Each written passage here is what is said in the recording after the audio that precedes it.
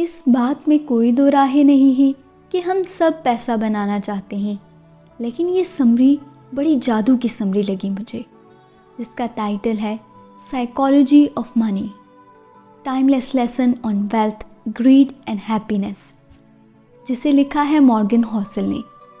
जैसा कि समरी का टाइटल है, ये एक्चुअल में हमें टाइमलेस लेसन देती है और केवल मनी के साइकोलॉजी नहीं बताती, बल्कि ये और भी बहुत से साइकोलॉजिकल लेसन देती है। ये समरी पढ़कर ऐसा लगा जैसे बहुत कुछ हासिल हो गया हो, तो बग़ैर कोई बहुत ज़्यादा भूमिका बनाए मैं ये समरी शुरू करती हूँ। The psychology of money by Morgan Housel. Morgan Housel एक बहुत बड़े इन्वेस्टर और ऑथर भी थे। मॉर्गन एक कोलैबोरेटिव फंड्स और 2 इन्वेस्टर फंड्स के पार्टनर भी थे, जिसे 14 लोगों ने मिलकर शुरू किया था। वॉल स्ट्रीट जर्नल के लिए कई आर्टिकल्स भी लिखे थे और वो 3 किताबों के ऑथर भी थे। तो आइए उनके एक्सपीरियंस से लिखी हुई इस बुक समरी को शुरू करते हैं। Psychology of money by Morgan Housel. अगर आपको इनमें से कुछ चूज़ करना पड़े तो आप क्या चूज़ करेंगे? एक खूबसूरत बंगला, $3 बिलियन, या फिर फ्रीडम, या फिर अच्छी रेपुटेशन? क्या आपको लगता है कि आप अपनी लाइफ में काफ़ी पैसा कमा चुके हैं? क्या आप जानना चाहते हैं $84.5 मिलियन कैसे कमाए जा सकते हैं? अगर ये सारे सवाल आपके जहन में घूमते हैं तो फिर इस बुक समरी को पढ़िए और सुनिए। इसमें आपको आपके हर सवाल का जवाब मिलेगा। तो आइए सबसे पहले चैप्टर से शुरुआत करते हैं। The greatest show on earth. Author Morgan Housel जब कॉलेज में थे तो पैसा कमाने के लिए वैलेट की जॉब किया करते थे। जहां वो जॉब करते थे वो एक लॉस एंजल्स का एक महंगा बंगला और आलीशान होटल था। एक बार वहां एक गेस्ट आया जो कि अक्सर इस होटल में आता रहता था। वो लड़का टेक्नोलॉजी एग्जेक्टिव था और काफ़ी तेज़ दिमाग वाला था। सिर्फ 20 साल की उम्र में नहीं, इसने वाईफाई रोस्टर का एक की कंपोनेंट को डिज़ाइन करवाया और उसे प्रिटेंड कर दिया था। इस यंग मिलियनर ने काफ़ी सारी टेक कंपनी स्टार्ट की थी और बाद में उन्हें बेचकर काफ़ी सक्सेसफुल हो गया था, लेकिन पैसे के मामले में थोड़ा अनलकी था।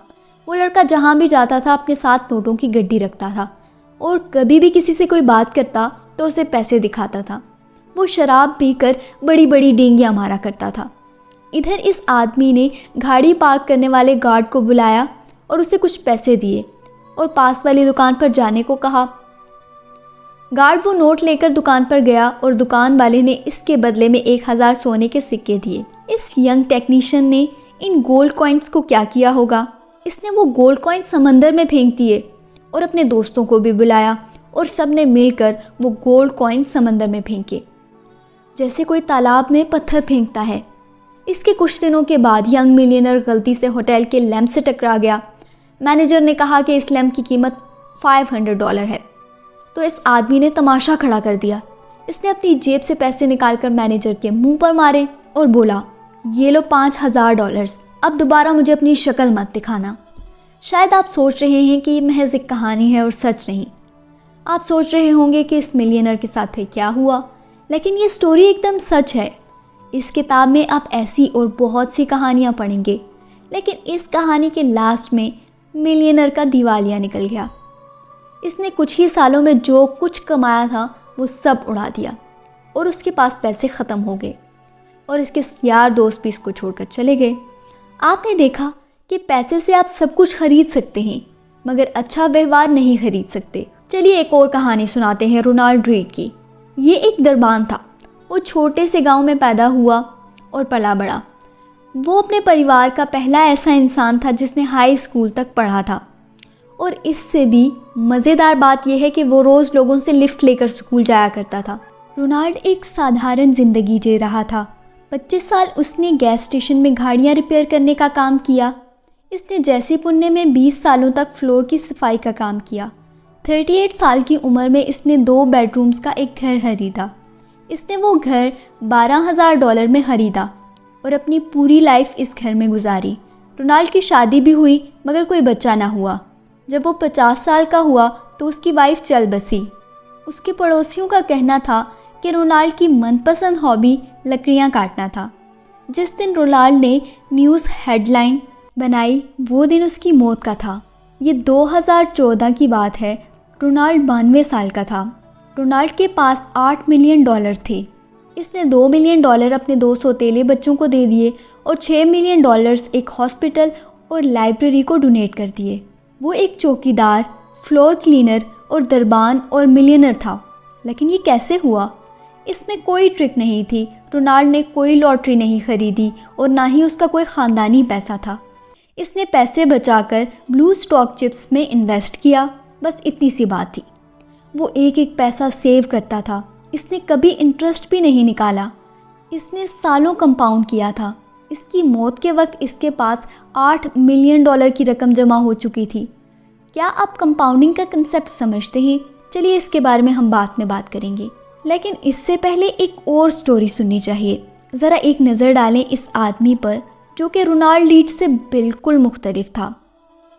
इसका नाम रिचर्ड था, जो कि एक एग्जेक्टिव था। इसने हार्वर्ड से ग्रेजुएशन किया था और वो 40 साल की उम्र में रिटायर्ड हो गया था।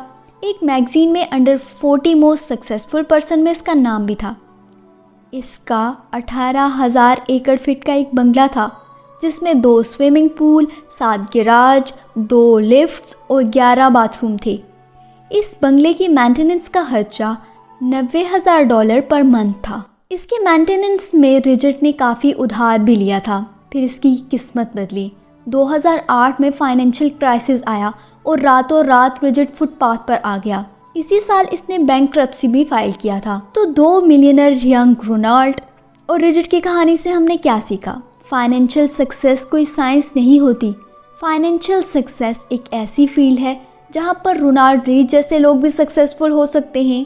मुकम्मल एजुकेशन और एक्सपीरियंस वाला बंदा सर्जन, आर्टिस्ट या इंजीनियर नहीं बनता, लेकिन फाइनेंस में रोनाल्ड जैसा गरीब आदमी भी काफ़ी बढ़िया अचीवमेंट कर सकता है।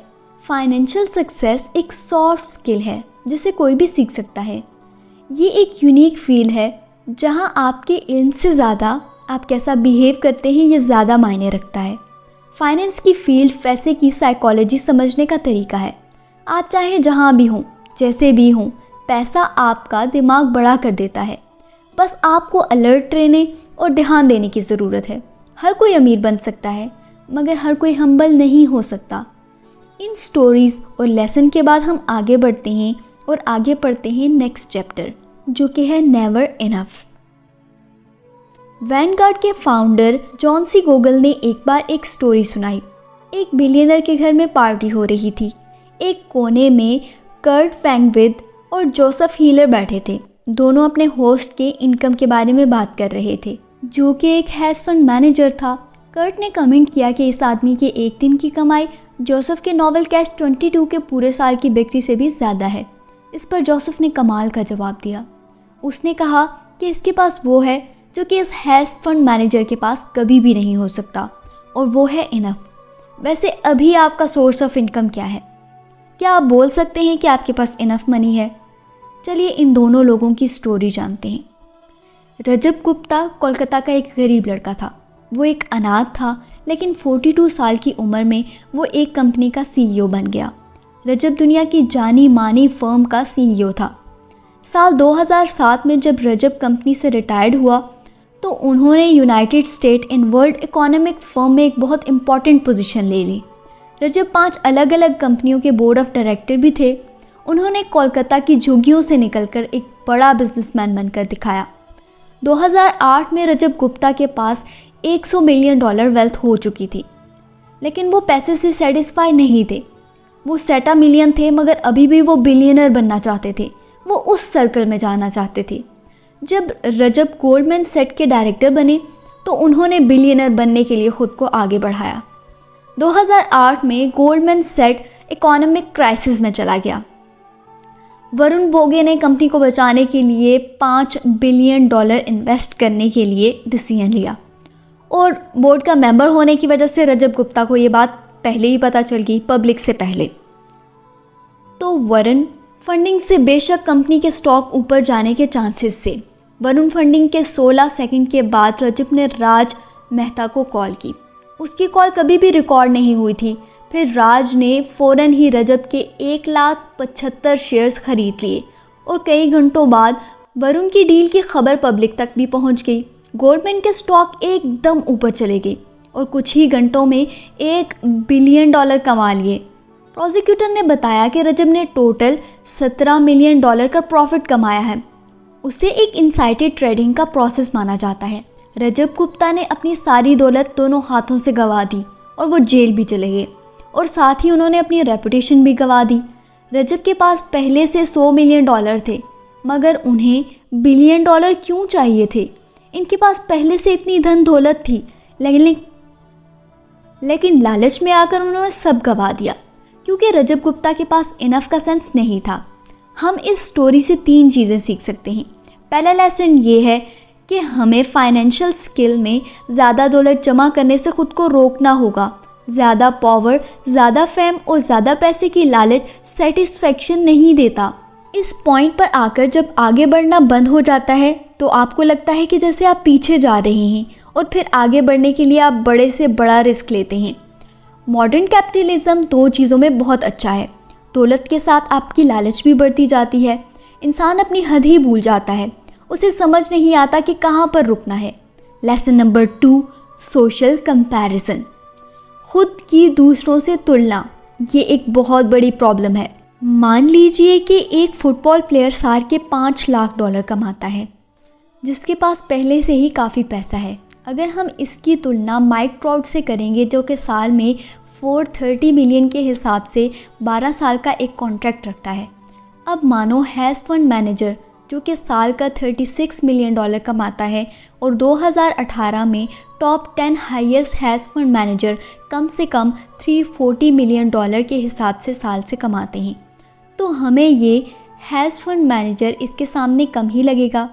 लेकिन अगर साल के टॉप 10 हैज़ फंड मैनेजर्स जो कि साल में $340 मिलियन कमाते हैं अपनी तुलना टॉप 5 से करें तो टॉप 5 हैज़ फंड मैनेजर एक साल में $370 मिलियन कमाते हैं।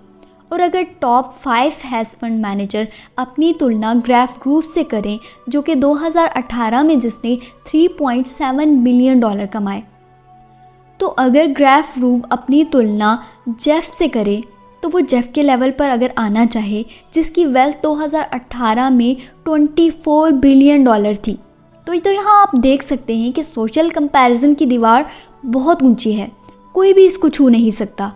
अगर आप भी इस खेल में शामिल हो जाएंगे कि मैं अपने दोस्तों जितना पैसा कमाना चाहता हूँ, मैं अपने दोस्तों जितना अमीर होना चाहता हूँ, तो आप कभी भी जीत नहीं पाएंगे, क्योंकि जीतने और पैसा कमाने का कोई लेवल नहीं जहाँ आपको इनफ लगे, आप सेटिस्फाई फील करें।